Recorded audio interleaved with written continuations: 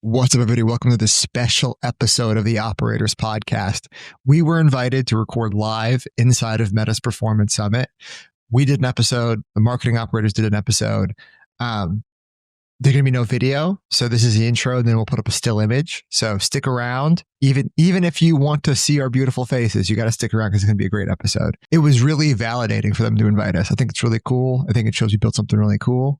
So thank you to the audience, the sponsors who make this possible. I want to thank Northbeam, Fulfill, Ceres Analytics, Postscript, Rich Panel, 5 Softwares, and they're helping shape the future of e-commerce, kind of like Meta is. This episode's a lot of meta glazing. I was really stoked at the event. We had Yoni, who is the head of Canada, I think. I don't know what his actual job title is, but he's a public face and voice for Meta. And it was a big deal that they let him come on a podcast. So especially our podcast, because, we go there. We're the bad boy podcast of e-commerce. It was really awesome. Meta's rolling out a bunch of new features, and they're really listening to advertisers in a way that other ad channels don't seem to be. They really care about the word profitability. They want us to be profitable. They really want us to make sure that we're getting the most out of our spend. And the rapid product iteration that they've launched, it's like, they've heard us that they want ASC to be more top of funnel. So they're like, okay, we're going to build a bunch of tools for that.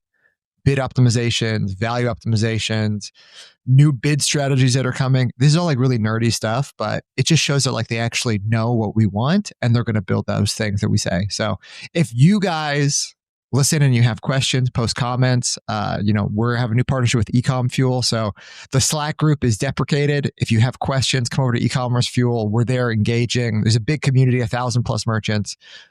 So if there's things you want to see, we kind of have the ear of Meta right now. Anyway, it's been really cool and really exciting. It was a good trip. It's kind of like camp. You get to see everybody. Unfortunately, Mike couldn't make it, but the rest of us were there in full force, hanging out, signing autographs, the whole thing.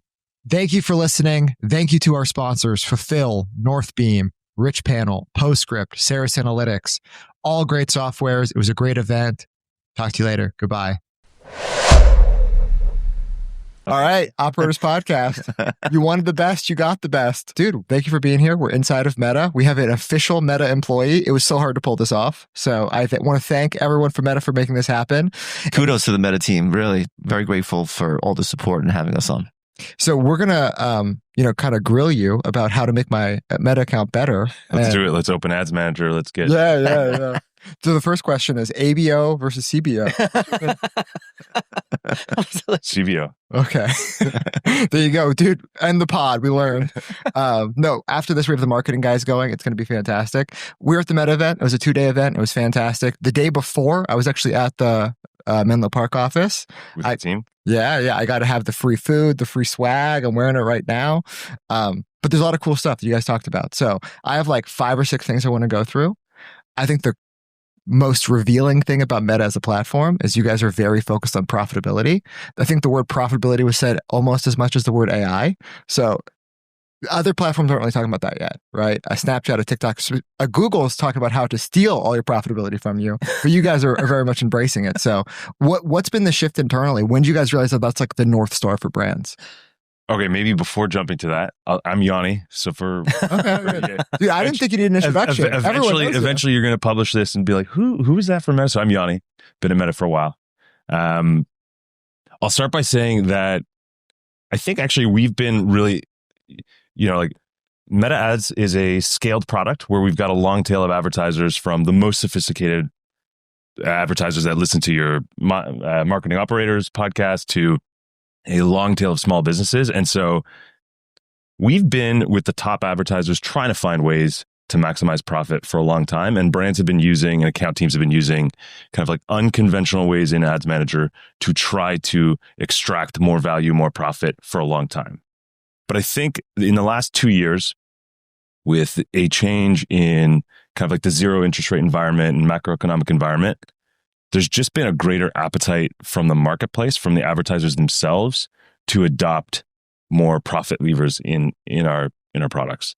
And so it's kind of that mix of, we always wanted to figure out a way to drive more value for brands, but we're at a tipping point where, we're not just creating products and no one's using it. We're starting to introduce capabilities that brands are actually leaning into and starting to use. And I think that's been one of the major differences in really not only building for the most sophisticated advertisers, but building something that's easy enough to use that people can dive in. And so that's been a major shift in kind of like our shift in trying to bring to market more profit levers. So whether, today at the summit or yesterday at the summit, they talked about value optimization in general, or even value optimization using optimizing for contribution margin or profit or whatever metrics you care about, or different value rules if you want to bid differently on people using an iOS device versus an Android device, or somebody in a different region or a different gender. And if there's more information that you know about your customer that isn't transparent to Meta, how can we give you more tools so that you can make choices and ultimately try to extract the most value from your ad spend? Yeah, and that's like the shocking thing has been, it used to be, like, let's call it the pre-iOS 14 days. It was like, hey, this is the exact way you have to run your ads if you want success. And now it's like, if you want to use Northbeam, if you want to use MMM, if you guys want to use incrementality, they're like, we don't care. However you guys want to judge it, we'll build tools for that. And all we care about is making sure you feel confident in your meta spend. Yeah, so personally, I think incrementality is the most important way to assess, are you driving an incremental impact with the media investment you're making across any channel? And the most advanced advertisers are further along on that journey and have, they're not only running lift experiments, they're making strategic decisions using incrementality, but that is a long, hard journey and not everyone is there. And so I think what you heard about yesterday was really, how do we establish a shared measure or a shared understanding of success of how you as an advertiser, you as a brand, as a business, what other tools, analytic tools are you using to assess performance?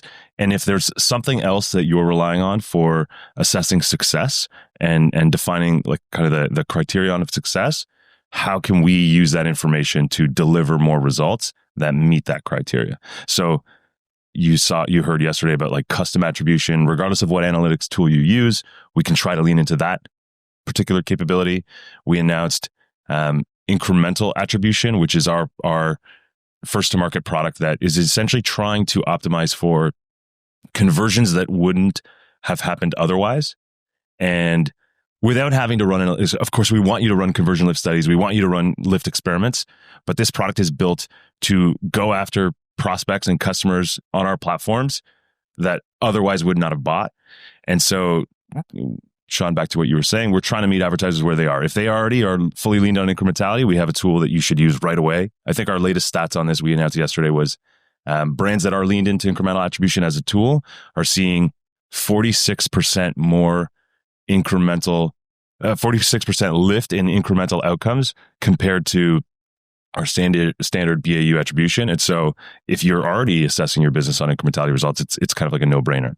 And for brands that aren't there, they still rely on other rule-based attribution models, then we can kind of try to ingest that information and use that to inform. Can you expand on that? So at what size of brand do you think the incrementality thing becomes important? Because it strikes me as this is not important for all sizes of all brands. Yeah, Give some guidance for people. Yeah, I think it's not only the size. It's like how much are they spending across multiple different channels? How complex is their media mix? And if you're a smaller, meta only advertiser, you're going to grow to a place where you're going to want to run lift experiments and validate what is the delta between what am I seeing in my reporting tool in Ads Manager or any other analytics product. Versus what am I seeing in lift experiments? But ballpark here, I think if you're above 5 million in total advertising spend annually, you're starting to creep into that territory where you're going to want to be able to make better informed decisions. And so relying on just some rule-based attribution without validating with lift, that's at the point where I think you're really starting to creep into that territory. It's just a level of confidence in your own ad product to be like, oh, yeah, we'll measure however you want, right? Like Google would never be like on branded search. Like, you're not going to say this, but I can because I don't care. But like Google will never be like, no, yeah. Like, let's measure it however you choose. They're like, no, you should really look at it this one thing that we actually made that we control. So there's just like a level of confidence in the ad product that is really refreshing to see. Like, it must work if you're like, yeah, however you want to measure it, we're here to help. So there's that. There's also, okay, if we're not measuring on incrementality, it's actually much harder to give you any brand advice about how are you going to drive growth. Like if our teams, if we want to be able to deliver advice around, you should lean more into this region, into this tactic, into this creative strategy. If we're doing that just using rule-based attribution, we're really not coming to the table with an informed perspective. And so I think actually for a long time, there's always been an understanding that if we can figure out ways to drive a better return on advertising spend for the brands that use Meta, you're going to grow your investment on Meta. Like we have a shared interest in trying to figure out how can we generate a better, more profitable return for you. And it's not always going to be the case that when you run an incrementality study, that it's going to tell you that what you're doing today as is actually the optimal. So you're talking about confidence, Sean. Sometimes it's going to come back and say, actually, we have some work to do. We're going to have to look at the creative you're using, the optimization point, the signals you're passing us, some of the tactics you're relying on to make changes that lead to better incremental growth. And so, yeah, we have the best ads platform out there. I feel I'm a little bit biased in that statement, but I think that that's true. But that doesn't mean that every advertiser that's using it is generating maximum optimal results all the time. And experimentation is one of the ways it's kind of like the most accurate way to get to a more clear read on what we should do next. Okay, speaking of what to do next, I want to talk about 2024. So I think Meta sucked in 2024. I don't know you guys. It's gotten way better this year. Bad for 6 months. Yeah. And so yesterday I did more revenue than Hexclad. Usually doesn't happen. On Shopify. Only on Shopify. Yeah, 4 or 5 days a year that happens. So I'm celebrating. And I think, Meta's the reason for that success, right? It's not going to end well between you two guys. Yeah. Well, no, look, appreciate Sean taking a little dunk here. It's very rare that Sean can outperform me. But we've seen it too, like our performance since March, when we just decided to get more efficient. Our performance has been amazing on Meta. I mean, across all of our platforms, but Meta being our largest channel, performance has been amazing, and a lot of people did suffer last year. So it's interesting to talk about that a little bit. Yeah, because I want to bring up Andromeda. I think that's the difference, right? Like you guys rebuilt the ad platform more or less to be way more AI first. And maybe, they talked about it nonstop on stage, but what's like the 30-second, I'm too dumb to pay attention? Like what changed and what happened? So I think it's a combination of different back-end changes that have been made around the speed at which our systems and the compute power our systems can throw at retrieving ads. That every time, Sean, you open your app and there's an opportunity to show you 5 or 10 different ads, our systems are going through a series of steps to figure out what is the highest value ad that we can put in front of you that generates the most total value for the businesses that want to bid on impressions for you and has the highest likelihood of you actually being interested in the thing that we put in front of you. And from a user experience, is an overall better experience with our products. So we're trying to simultaneously optimize for that. And so really the most incredible engineers and product people and data science teams at Meta have been working on different AI-driven innovations around throwing more compute at that initial retrieval step, so we can kind of better assess the kinds of ads that you might be more interested in. That's part of what you're referring to with kind of like Andromeda. More sequence learning, so we're able to, rather than just assess independently, every ad, what's the probability that this might convert, starting to layer in, oh, well, Sean was interested in shoes yesterday. Here are the products that he was interested in yesterday.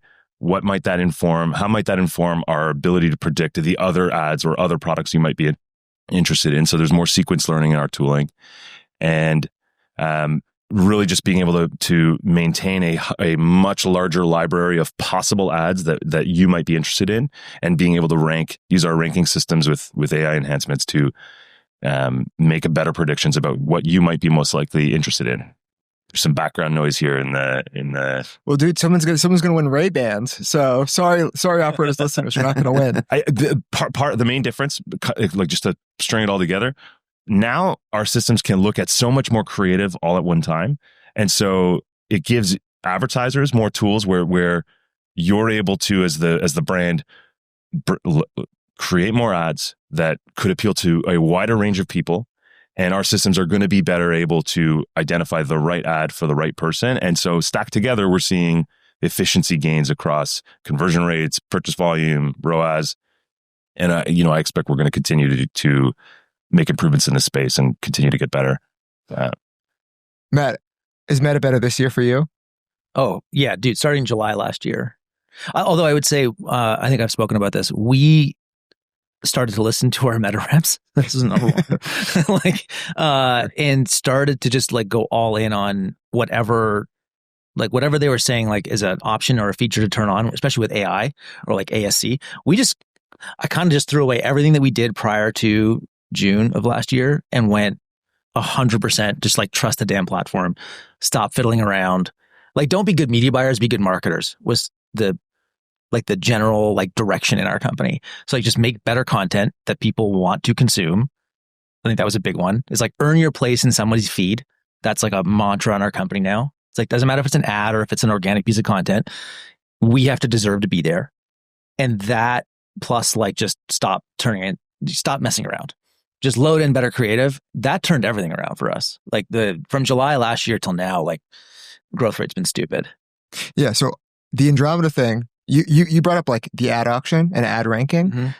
We talked to like a guy in product at Meta, and he called it like ad liquidity, right? So he's like, when you open up the app, they want the best ad to show up. And if you're not getting deliverability or CPMs are too high, it's because your ads aren't good enough for that person. That's why like the Power 5 was like creative is new targeting. Like we've been saying that forever. Yeah. But like now he's like, the focus needs to be diverse concepts, diverse openings, like doing whatever you possibly can to have the most variety, just so you have a higher chance of showing up in higher ad auctions, right?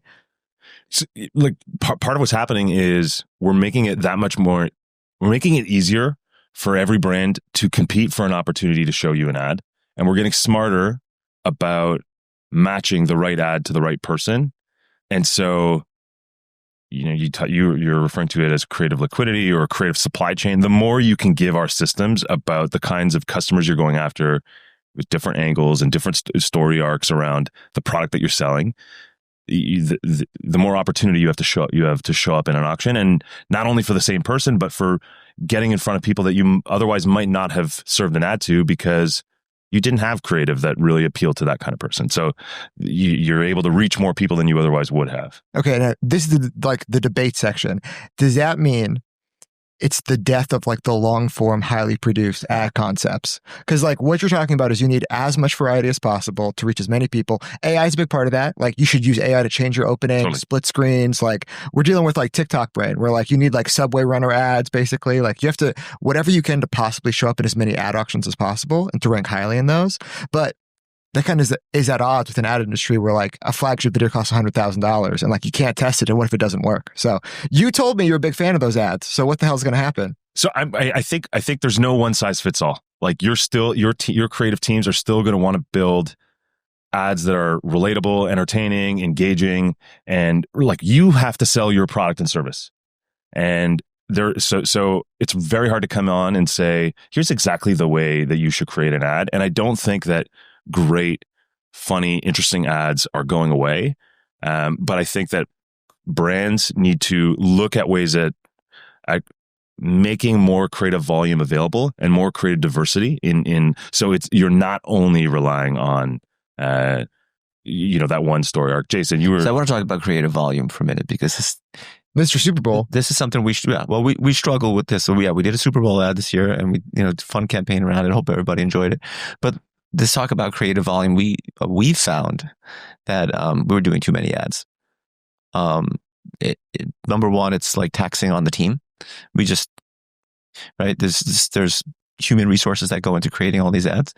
And so we actually scaled back from something like doing 70 ads for a sale to 30. And we found that it did not hurt our performance. In fact, our performance was better, but it may have been the quality was better than the quantity. And so I just would like to get your viewpoint on that, because for years, like I'm coming to this is my third time coming to this summit, and every year it's like creative volume, creative volume, creative volume. And I just want to take the contrarian point on that one, because I feel like you can't overdo it. And it just becomes at some point, it's like a waste of resources. Isn't there like a difference though between volume and diversity? Like Totally. it's like there's there's not that there's like some ratio, but that seems to be the thing that every brand needs to actually find for their brand. Yeah, that's why I pointed out, because I want to make that point, right? I think that is the point, right? It's about having diversity to make sure your ad gets picked up, your ad works for that segment or that target. But that doesn't mean that you need 70. You just have to have the right diversification of your creative. Yeah. I think first 30 is a great amount of volume. So like even that as the floor, I think your team has learned how to create 30 great ads and 30 diverse ads that are promoting the product, the HexClad product in a unique way and capturing people with different motivators. And so it's that you want range in the kinds of ads. So I'd rather see a brand take 5 different totally unique swings at a creative concept rather than have 100 tiny variants where it's basically the same ad with a button color different or a small copy change difference. And so, it really is that balancing act of you want more diversity in the creative you have available. You do want more volume. And I think with our Gen AI tools, there's ways to lightweight ways to make more volume available, whether it's using any of our Gen AI product stack. I think it's skill versus chance. So creative is lottery tickets to win the ad auction, right? You're just trying to get ad liquidity. You want to show up first in that ad auction. So your CPMs are lower. You actually get in front of people who might buy. And diversity, output, just having a ton of creative is just a shortcut if you don't know what's going to work. But if your team could just make one banger ad that spends $1 million, you don't need all the other ones, right? But if you can't do that reliably, you just need to take chances. He's got a variable in Gordon, right? Or other bigger swings that he can go out and make a hero thing that's going to an asset that will spend. He has fucking studios. We've been in them. It's if you're operating at a different scale where I think your team just has a lot of skill where they could actually go out there and produce a high quality winning ad. But my team is still all about volume. We're producing hundreds of ads a week because we're just taking shots. So I guess the lottery ticket analogy, do you guys view every asset as this is an equal weighted lottery ticket? Yeah, basically. I mean, we just did a big campaign with John Daly, that golfer guy, right? And so yeah. A legend, by the way. Yeah, legendary golfer. Smoking, drinking, hitting balls. Barefoot. So I think it costs $70,000, right? So to have a campaign with him, to have him post, to have rights to all that stuff. And so that is a bigger buy. We're going to turn that into, we probably shot 4 different diverse concepts, and then we'll get 50 different ad assets out of it. But that has an equal chance of winning as what a random static ad that a graphic designer just whips up. Oh, see, now that's where I disagree. Okay. Yeah. I think the quality of the input, dude, if it had an equal chance, why did you spend $70,000? Then why not just have dipshit graphic designer just make more crappy ones? We thought it was cool. And there's some arbitrage play that he's going to be a Happy Gilmore too. So we're maybe he's going to be there'll be a pop in fame. Yeah. But look, we'll have Connor come on next. And I bet the random static ad is spending more money than that awesome campaign we shot. It's just it's really, really hard to predict that. His team can do it. I don't think we're not there yet, but I could be totally wrong. We have Connor McDonald. He's going to come on. Yeah. We tend to fall in camp volume. Just make a lot of them and let the machine choose. And it's, I don't know. This is the conspiracy theory. We have made the same ad multiple times, and once it'll just work. And we have ads that will spend $1 million in a year, one ad. But that same ad will never work again. We just found a moment in time and it just ripped. The best year ever for Meta for us was 2023, Father's Day 2023. We just had one random voiceover ad spend $1 million in 2.5 weeks. And the best ROAS possible. And we've been chasing that. We launched that same ad. It doesn't work again. I don't know why, but that was magic at the moment. Yeah, I do. I think where I do agree with you though is volume. I feel like I'm in between. I'm going to get punched from one of you guys, but volume for most brands, I think volume is the thing to optimize for initially, and that reps will lead to higher quality and then the whole AI thing, that to me has been such an unlock for us because we're comfortable producing volume. I just wasn't comfortable with like structure and how to buy and how to test creative. Like I think that was a big one. And we've had ads like where we load them up, they spend nothing for 4 or 5, 6 weeks. And then one day it just, the damn thing wakes up and starts to, it's like our top spender. And we did nothing. We just let it sit there. Yeah. I think that just like, to me is that's kind of like the normal behavior of a new ad entering the auction. Like all of your existing ads have accumulated history, have accumulated ad learning. And our systems, the auction is essentially trying to predict, like if we show this person this ad, are we going to generate the result that you want at an acceptable price that you're willing to tolerate? And our like auction ranking system just has a higher degree of confidence in ads that have already accumulated learning, have already demonstrated to our systems that they can convert. And so every time, our auction is placing a bet, they're taking the easier bet. And so new creative is just starts off at a disadvantage relative to new creative concepts that you're entering into the system. And so, waiting, giving it time to accumulate learning. There's other different kind of like creative approaches to kind of forcing delivery against an ad and kind of like ramping it. But that's normal behavior of an ad, kind of like not having a hard time competing against your already best performing assets. Yeah. And like, if you're not getting the sales you want or the spend you want or the results you want, you should have to go back to like creative is going to be the biggest variable in winning that ad auction. And Jason doesn't need more of it, right? Like the other thing is, I think people think they're better at it than they really are. Like you actually are really good at it. You have a skill. But like if you just think like, no, I'm just going to make one banger ad, it's just going to rip. We've watched brands that falls apart, right? Like if you put all of your eggs in like $100,000 video basket, you just need a ton of variety to actually start winning that ad auction. And then after 5 or 10 years, you can get really good and actually pick winners maybe.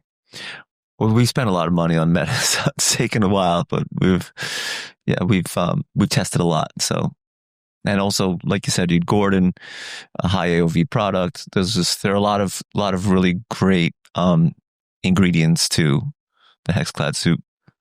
All right. So Jason wanted to talk about alphas, all the cool stuff coming, because you guys share a lot of really cool stuff on stage. I don't know if anyone saw it. There was like an AI customer service for a friend of our brand, Kitch. When's that coming? How do I get on AI customer service, man? You know what? That would be, it was really cool. So for people who are going to hear a version of this later, the demo that they showed on stage was essentially like the ad loads up in feed or in Reels the way, really any ad does. And of course, you can click to convert and go to the website and kind of convert that way. But a vision that our product team is trying to explore is this idea of having an integrated kind of like business AI agent that's like tuned to your brand voice, understands your product catalog. We already have a ton of information about the brands we partner with. And so wouldn't it be nice if one of the ways you could engage with an ad experience was, whether it's through voice or text or anything, start to ask it questions that like, is this available in an extra large? Do you have a version in blue? And so the experience that they showed on stage was this idea of it being an interactive ad that you could engage with that already started to essentially like curate a cart of products from your catalog right from that ad experience. And so it is a really, really cool concept. And I know that they're in early stages of exploring kind of how to go to market with something like that. I don't know. I don't have a date for when you're going to see it.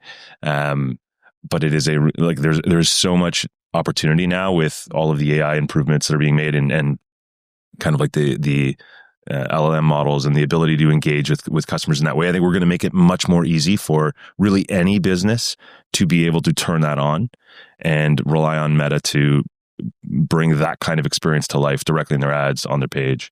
It's sort of like taking the carousel ad and making it like really, really interactive with AI. Right? I mean, that's like, and by the way, how did Kitch get into this? Dude, Jeremy gets everything. Where were we? What is Jeremy he doing? is like, you should see Jeremy email people. Like he's the nicest guy on earth, but if he's mad, he will destroy you. And I'm sure his Meta rep got one of those emails. But we met with somebody at Meta, and they were saying that right now we pay for a service that uses AI to auto respond to all your comments. If you have 1,000 ads live and people are commenting, no human can get to all that. Right. So we just pay an AI to go in there and be like, fire emoji, this awesome, thank you, right? Meta's obviously going to do that. That is coming. And probably, I would say sooner rather than later. Like the cool, like voice interactive with ads, like that sounds farther away, but like Meta having an agent for advertisers, I think is sooner rather than later, right? I mean, I think the ingredients are there to make it really easy for more brands to have access to that kind of capability, for sure. Dude, and then it's going to plug into Shopify and people are going to be like, where's my order? And it's going to answer those tickets. And like, I think the entire customer service stack is going to be eaten by our ad platforms. It's a one-to-one sales environment. It's Costco Roadshow, dude. It's not your carousel. Like it's your Costco Roadshow that like sit in front of you and talk to somebody. That is what that was. That's what we saw yesterday. Dude, and then imagine if Meta does it and Snapchat doesn't. It's like, oh, I don't want to put money on a channel that's harder to spend money on. They just made it easier and more effective to spend inside of Meta. And the reality is that Meta probably knows more about our customers than we do. Like if we're being honest, like they have more data on more people than each of us does. So like, dude, more than the CIA, but the level of innovation is like insane, right? It's unparalleled, really. When you think about it, where we spend and who we work with, and I make this. Let's think about who we partner with, whether it's Google. We talk about Google. And like Amazon too. You know, like the lack of service and innovation there, and compared to how Meta is really there. Look, we all know Meta's there to make money, right? For Meta, but there's a partnership approach there that I find refreshing in business. And you know, Sean has been a Meta bull for a while. Every once in a while, he swings the other way and gets angry about something. But like, he's allowed to get angry. We are big time Meta bulls on the pod.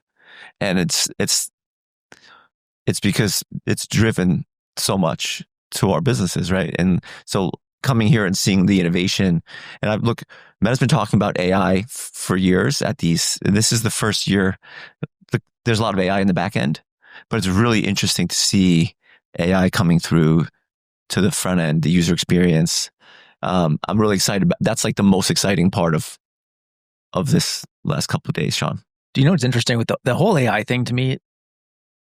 I just always expected it to be like a 10x thing or like a 100x thing. And so far, my impression is like, no, you're just going to have like 105% wins and they're going to add up to something big. And I think that's actually kind of cool. Like being here, what I'm noticing is like, oh, there's like a little bit there and a little bit there and a little bit here. And it's all making the system better. So, and I think I would agree with Jason. I think the refreshing part, at least for us, has been the last couple of years. Meta seems to be like the human part of this, like the relationship side of like being a brand and working with people at Meta. Yeah, it's getting better. Like it's really good. Dude, and think about the culture shift. It used to be like we'd come here and they'd be like, here's all the stuff you're doing wrong. And now it's like, okay, we're gonna build tools to help you win. It's like nobody cares more about my profitability than apparently my Meta reps. So it's fantastic, man. They say it more than I do. Okay, so customer service alpha, that's coming out. What else? What other alphas we should be aware of? What other alphas can I talk about? I mean, I think I've heard you guys talk on the pod about in the past trying to orient your ads towards acquiring more net new customers, first-time shoppers. So there's... Oh, dude, this one's sick. I think I know where you're going. I'm just going to say that we're looking at a number of different ways to try to solve that problem, and in experimenting with brands on different solutions that help advertisers acquire more net new customers. Like, so incremental attribution is one way to kind of like accelerate delivery of ads to people that we don't think would have converted anyways. And then there's another set of suite of tools that we're looking at to try to build out more of those capabilities. I think you'll see more of that come to market. I would say, like, imagine a tool where if you could bid more money on a customer who's never seen your ad. That sounds pretty cool, right? Great idea. Yeah. But so, like, what if we didn't have to manually bid? What if we could just learn from like some of the experiments we run? They don't have to turn into a net new product launch. They could just inform our baseline ranking system of if something just works better, we should just make it available. It shouldn't necessarily be something you have to bid on directly. So there's tests that run that actually can just inform the entire ranking system. So you're talking about this distinction between like AI enhancements we make that you can see and feel and look cool and like seem like the future with our business agents. And I think there's a lot of really exciting work to do there, but there's a ton just in our back-end ranking and the way that we can do a better job of delivering ads to people that are driving profit for your business. And then there are things that we can do, like we launched we talked about Opportunity Score yesterday. See, I do want to bring it up because marketing operators are going next, and we took all the good topics. We can't talk about it. I was going to save it for him. But Okay, no. So they're a lot better at it than us. Well, the shorthand here is just that we're going to try to put AI-driven recommendations that have been value proven in front of people that run their ads, so that they can, they have like a faster playbook on what should they do next. And that's not a replacement for running structured experiments, running lift studies, but it is going to give people, breadcrumbs around this is probably the next thing that you should consider. And so that's another way we're trying to use AI to surface those kinds of opportunities in an easy to use way. Yeah, and you have a long tail of advertisers, right? Not everybody's going to get a meta rep. Not everybody's going to, come to this awesome event. And Google and Amazon for years have been like, hey, here's 10 things you're supposed to do right now. And it's one click, adjust bids. That's coming, right? Yeah. So trying to surface it in an easy way where it's still value proven with some sort of experiment that tells us this works for most advertisers. So your hypothesis statement should be, I need to disprove this, or I should just assume it works. And yeah, so we've launched that to many more advertisers. Cool, man. So tons of alphas coming. What are you excited about? You're 8 years in at Meta. Yes. What am I excited about? I mean, it feels like 2 years ago, the ecosystem started to evolve where more and more brands have started to kind of like lean into measurement and incrementality. And so there's like more appetite in the market for that. I feel like my team specifically has been chasing this with the brands that we work with for like 5-6 years.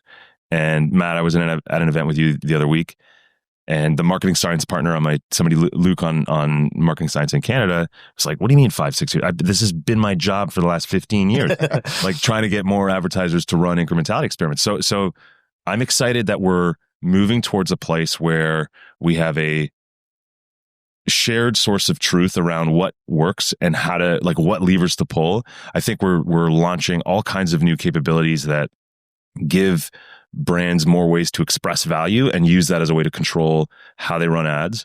And I mean, like, the net benefit is like more businesses thrive and succeed and launch and can get started. And for me, it's fun. Like, it's fun to work with brands and operators like you guys who are trying to build these businesses. You're hiring employees, you're investing in the community, you make really cool products. It's really gratifying to sit on the other side and try to give advice and consult on how can we help you build a better, more durable business and help you grow. And so that's the thing I'm excited about continuing to do. And then I think, like, the last thing I'd say is there is a massive universe of small businesses. Like we released a stat a little while ago that, like, in the US, I hope I don't get this wrong, but like approximately like over 35 million businesses use Facebook and Instagram to their suite of tools. But roughly like a little over 2 million are running ads. Is that it? Basically, this is a US only stat I'm referring to right now, and I hope somebody will fact check me later. There's a blog post that we put out about this, but basically that leaves a massive number of small businesses that have not figured out how to use ads to grow their business. And so, like, we're at this performance marketing summit with the most advanced advertisers. You guys have clearly built a business relying on ads, but my hairdresser has not. Like, I go in. She charges me a lot to cut my hair. That's an amazing head of hair. But like, they have got, like, through COVID and other change, like they have struggled. There have been moments where they have had a hard time finding customers, and she knows I work at Meta, and she's like, "Can you help me, like, set up my ads?" And dude, hilarious. Yeah, and I try, like, we try to support the community, but I think there's a future where a corner business like that is going to be able to more easily turn on ads and use ads, and they don't have to be listening to the Operators Podcast or the Marketing Operators Podcast. They're just going to be able to click a couple buttons, and we're going to help them find new customers. And, like, that's really exciting to get to a place where, the rest of the business community can kind of drive economic impact. Dude, the long tail gets longer. I thought I was going to say Threads ads. Are you guys spending money there yet? No. Oh, it's good. It's open. Well, I didn't know there were Threads ads. I'll tell you that you have it on, Matt. Your team has it on, and it's just like autoplay. It's auto. Andre's around here. He's probably turned it on, and it's going to grow as a placement. Yeah, dude. And the world's best ad engine powering more digital ad space. WhatsApp ads. We're talking Meta AI ads at some point. I cannot wait for it, man. Yeah, exciting times. All right, I've All right, I have another topic which is not on the agenda. Let's hear it. Let's hear it. Let's get Yoni in trouble. This is something that we talked about a lot last year in the pod. Top of funnel, right? There was a lot of conversation about, is Meta top of funnel? And at some point when you're a big brand like Ridge or us, Bigger than HexClad yesterday. on Shopify only. That was a debate. I think we need to resurface that debate, right? Because I think Meta listened and we talked about strategies and where are we on that? What's the state of the union on Meta and top of funnel? I was just at Meta having this conversation. They've described what I'm doing as the upper end of bottom of the funnel. So you're moving up the funnel. Yeah, slightly. We're trying to get people to land on product pages. So we have a custom event set up to do that. And I think in April, I spent like 54% of my budget doing it. In May, I spent like 14% of my budget doing it. So it just like goes up and down like crazy. But when we measure it using incrementality, right? And like that's the only way. If you're going to run a top of funnel campaign of any kind, and then you're going to assess it with a rule-based attribution, you're going to have a really hard time validating that actually drives growth. You need incrementality to validate that those kinds of tactics. Right. And so for all the dummies out there, I think what you're saying is top of funnel campaigns in Northbeam, 0.1 ROAS, right? Very, very bad. Looks like I'm losing money. When we measure it in house or any sort of incrementality tool, 4.7x ROAS. So the people who see those top of funnel ads are converting and are more valuable than any other ads we're running. But if you try to look in the moment, even in like a week long window, it just looks like shit. So I think we're going to spend way more money doing that. I think it's like the future of this. And it's not just pure video view campaigns or pure top of funnel. It is setting up some sort of custom event and like spending somewhere between 10 and 50% of your budget on it. Do you think the other objectives in Meta are going to become more valuable and more used? I don't know who to ask this because like you guys both are in the weeds, but I'm with Jason. Like I want to know that I feel like I want to like bring together a couple of ideas here for a second. So for a long time, Meta's been trying to figure out how can we drive total omni-channel sales impacts for brands across any channel that they're selling through. And in the past, brands would have to kind of like manually figure out the way to deliver that kind of cross-channel impact. So you'd have your conversion campaigns running to try to drive online, website trackable conversions through Shopify or any of your other platforms. And you might be running a reach campaign or an awareness campaign or some other objective on Meta to deliver more in-store outcomes. And even long before incrementality became popular, brands were running match market, geo-based experiments to validate, is that happening?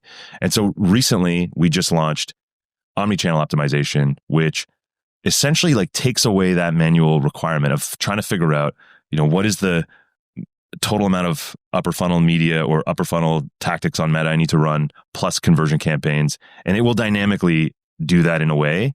If you're passing us back offline signal, if you have a store, an owned and operated store, and you're passing us offline signal, and for the brands that are running this and the partners that I've worked with, they're seeing incredible results doing that. That solves for some cohort of brands that have both an online and an in-store presence where they get point of sale data. For brands that don't do that or selling through Costco, Jason, like you were saying, or selling through other channels, it might be true that your first dollar spent is going to be most effective running a standard advantage sales campaign. But eventually, as you scale and you really saturate that entire opportunity, you're going to hit a point of diminishing returns where the possibility that some other platform objective is going to be the best next use of your dollar is going to end up being a mid-funnel tactic or an upper funnel tactic. And we'd want to validate that with a structured experiment. In fact, like it wouldn't just even be you'd have multi-cell experiments to figure out, this combination of strategies versus this other combination of strategies, what actually drives the maximum total impact for me. And then, that's a point in time snapshot that you're going to have to revisit and retest. And so, yes, there's absolutely evidence that it works for brands, depending on who's listening. Some of them might be earlier on in their journey, and actually they probably should just continue to stick with standard conversion campaigns before they start to reach beyond that. But as brands scale and kind of like capture that total opportunity, then there are other things that they can do. So the role of the media buyer, like people are talking about like it being dead, right? And like there's like, there's headlines that like eventually just AI is going to do all the lever pulling, right? What it kind of sounds like is like the media buyer is actually going to spend less time in platform and way more time studying data and incrementality and that type of stuff. Because you're talking about like, oh yeah, you have to do all these lift studies, you have to be looking at all these different attribution windows, and someone still has to make the judgment call of where to put the next dollar. So I just think media buyers become more like data scientists, and maybe they are spending less time actually setting up campaigns. Right. I mean, like we want brands, we want media buyers and advertisers to lean into automation where it makes sense. And like our system, the ML is just going to be smarter and better at making those kind of like day-to-day decisions. And marketers and business operators should lean into what is their expertise, whether it's on the creative side or it's on dissect, like why did something work better? Why didn't this work? Like people are uniquely equipped at then kind of deciphering and spending the time to figure out like, hey, we got this result. What does that mean? Why did that happen? What did we do? What other channels did we have running? What other strategies did we have going on? And so, yeah, we want you to spend less time hands-on in Ads Manager and more time thinking about your business, investing in your business.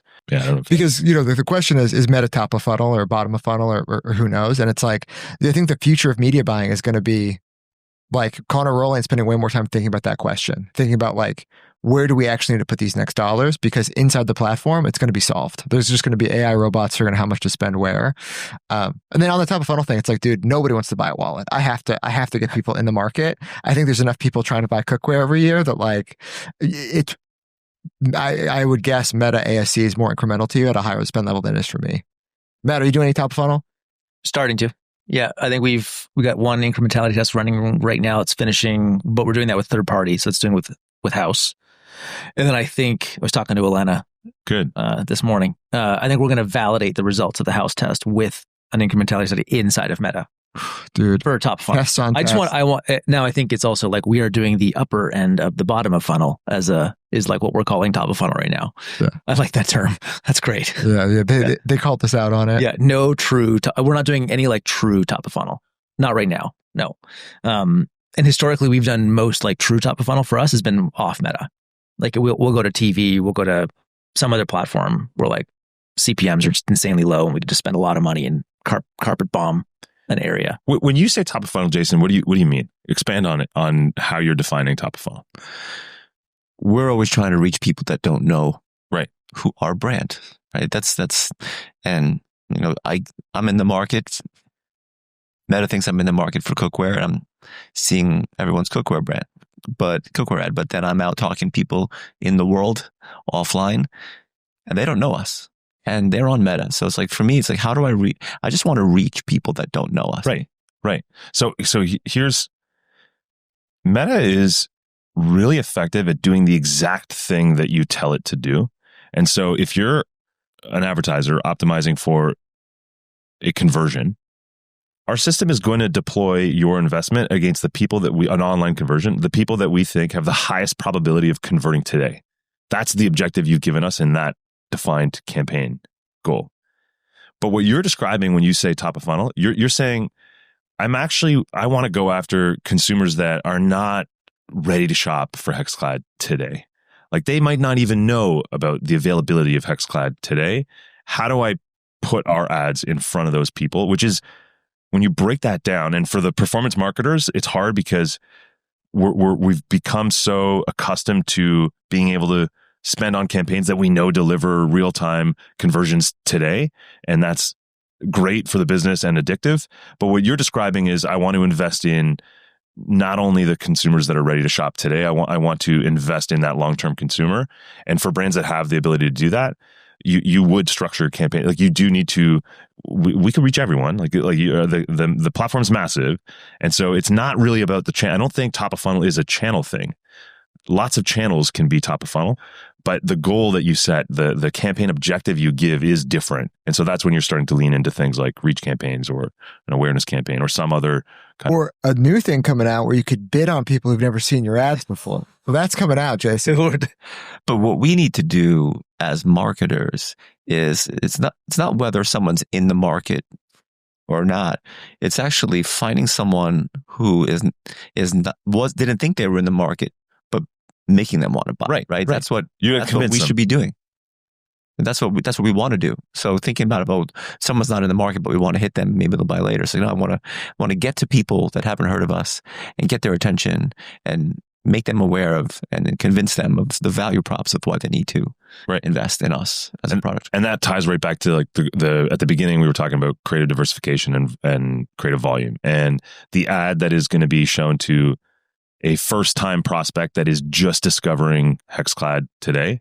There's a lot you have to tell them a little bit more about, like they're just discovering your product. The customer that's been thinking about it for a while is waiting for that offer. Like that ad looks different if they've already been thinking about you and shopping and they just haven't pulled the trigger yet.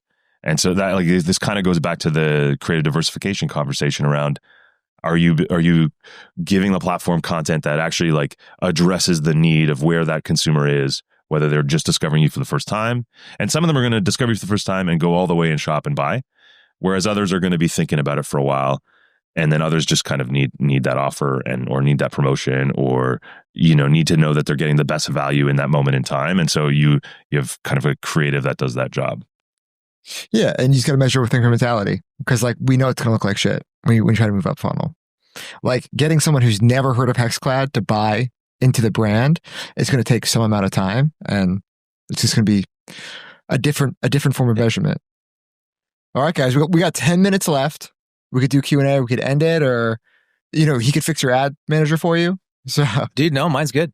Okay. Yeah. I work with Yoni and his team, so I'm happy. If anyone has any banned accounts, he'll unban them. This is your one chance.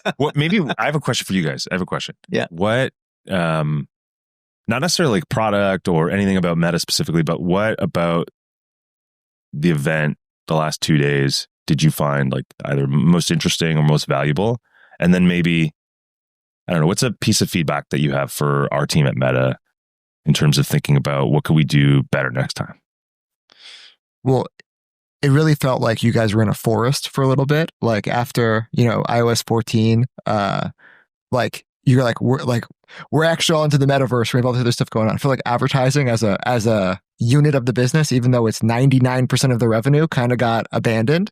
And you've seen you guys focus way more on it in the past probably 2 years. You guys have started listening to advertisers, and I think you've moved product inside of Meta, inside the ad platform, way closer to the people we talk to every day. Right. And that feedback is actually getting to people. Where like, I'll be like, hey, here's an idea for a feature that I would use if it would make me spend more money. And then I see that feature pop up. And like, that was not Meta 2021. That was definitely not Meta 2022, right? When you guys were like just trying to learn to rebuild the ad platform. So it just seems like for a company that does $130 billion in advertising revenue, it seems like advertisers are important again. And that's awesome. Dude, you guys are making better products. You guys are launching more ad space. The reason why I'm stoked on Threads is 2023 was so great because you guys had Reels ads for the first time. Like the best thing you could do for brand is create more impressions because you have the world's greatest ad engine. So I just need more screen time. So roll those glasses out, man. I want to start getting ads on there. That's what I've noticed. What about you guys? I think biggest takeaway for me has been this concept of creative supply chain. Like it's just putting some language and like a focus on it. I think also called creative liquidity. Sean's trying to make my thing's going to stick. Stop trying to make creative liquidity. Yeah. And then I think for me personally, what I like is just the Meta team seems to be more focused on teaching us how the platform is working. Whereas I feel like that was missing in the past. Like we were the industry, like having been around a long time, was basically us all just guessing. Like that's sort of what media buying was for a long time. And I do feel like now the Meta as a company and, the people at it, importantly, are actually trying to like educate the like brands. Like here is how it works. Here's why it works this way. I think that's actually really helpful. I feel a little less like feeling around in the dark as an operator now. I don't know, Jason, what do you think? Yeah, I don't have that much to add to it, except I feel like the feel of collaboration between Meta and the attendees here and just in general, like that, it's a good feeling. It was a little, I'd say, antiseptic the first year, and maybe even a little bit. It's kind of there's more warmth to the event this year. It's made it more real. And I find that like I'd like to come back next year. After last year, I was like, I don't know if I need to go anymore. I'm like operating at a little bit higher level than some of these guys. I'm not in ads manager. Yesterday. I'm not in ads manager. I'm gonna hit you for the first time sometimes. I just mean what I do with my day. But yeah, that feeling of collaboration, I think is, there's a warmth to it. And yeah, I came this year, because I want to see all my friends. That a lot of people show up and we're going to do this, but yeah, I definitely would come back next year. Mm-hmm. Nice. Dude. And like meta reps are kind of like the glue of the industry, right? And like, it didn't used to be like that. You guys hear from every single brand spending money. You guys know all the common problems, and you guys can connect a lot of dots. Like I want to go out there and talk to people and help them, because I'm like, oh, the meta rep makes an introduction. I'm like, oh yeah, we have the same issue. We're non-competing categories. Like, let's solve this together. And it seems like you guys want to be at the table solving that too. So yeah, dude, more money from my pocket to yours. And I'm bullish on the stock. So the company, who knows, but the stock, definitely bullish. We were at dinner last night. Like it's him, another one of our big dogs, like talking about their investment portfolios, and like, yeah, we have some meta bulls. I don't know if everyone knows where this podcast comes from. I mean, obviously our listeners do, but there's some people here. It was a group chat that Sean started a couple of years ago, and it was a bunch of people with 9 figures in revenue, and it was incredibly valuable. Like I learned so much from it. I mean, it's like my education in ecom came from a lot of these people. And we just decided like, hey, this is really super fun and we want to share what we can to everyone. And that's why we started the pod. And so we had one of the original, it's called the Big Dog Chat. And one of the original big dogs, he's here at the summit. And I think he's been on the pod before, but like listening to, we went at it about, stock portfolios. We went at it about, China, tariffs. Like, by the way, thank you for not asking about tariffs. That's all we ever hear about. So good. All right, dude. We'll end it there. Appreciate everybody. Appreciate you, man. Thank you. I hope you don't get fired. No, I hope I don't either. All right, cool. Thank you. Thanks, guys.